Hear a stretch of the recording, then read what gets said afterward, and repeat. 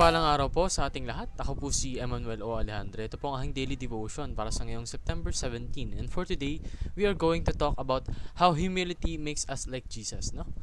Yung Christ-likeness ba? Makikita natin ito sa Philippians chapter 2 verses 5 to 8 na nagsasabing, "In your relationship with one another, have the same mindset as Christ Jesus, who, being in very nature God, did not consider equality with God something to be used to his own advantage. Rather, he made himself nothing by taking the very nature of a servant, being made in human likeness, and being found in appearance as a man. He humbled himself by becoming obedient to death, even death on a cross." Sa Tagalog, naway magkaroon kayo ng kaisipan na tulad ng kay Kristo Jesus. Kahit taglayin niya ang kalikasan ng Diyos, hindi niya ipinagpilitang manatiling kapantay ng Diyos. Sa halip, kusa niyang binitawan ang pagiging kapantay ng Diyos at namuhay na isang alipin. Ipinanganak siya bilang tao at nang siya maging tao, nagpakumbaba siya at naging masunurin hanggang kamatayan. Maging ito man ay kamatayan sa krus. So tunay ngang napakagaling ng Kristo Jesus, no? Kumbaga, andun na siya sa pinaka-tip-top. He is considered equal to God, no? Pero that did not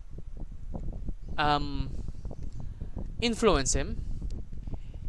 He still humbled himself. He lowered himself to be off like us, people, sinners, no?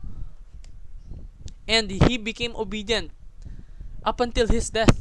Kahit na yung death na yun napakarumal-dumal, napakasakit, yung death na yun ay on the cross, ginawa niya pa rin, no? That's how humility is presented, no, by the Word of God.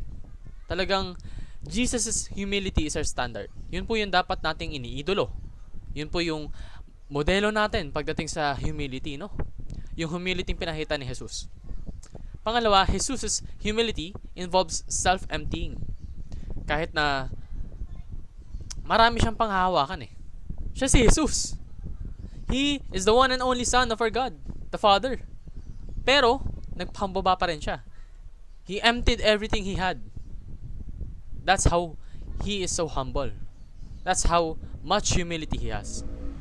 And lastly, Jesus' humility leads to service.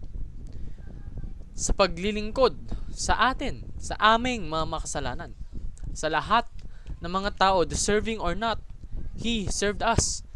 He offered His own life, His own blood, para mapatawad tayo, for us to be saved, for us to be granted salvation. So, ano nga bang dapat natin gawin? Adopt the mindset of Jesus. Kahit na siya'y kasing level ng Panginoon, He did not let that influence Him. Nagpakumbaba pa rin siya. Ginawa niya yung nararapat. So, you should do the same. Kahit na gaano kalaki o gaano karami yung narating mo sa buhay, you should still serve, no? Avoid a sense of entitlement na para bang mas nakakataas ako sa'yo. No! Tao ka lang! Walang nakakataas na tao. Alam mo kung bakit? Ang tanging nakakataas lang dapat ay ang ating Panginoon. And lastly po, aspire to become a servant. Dapat ang ginugusto mo is yung paglingkuran yung mga tao. Hindi yung mag-utos, hindi yung maging tyrant, kundi magsilbi sa mga nangangailangan.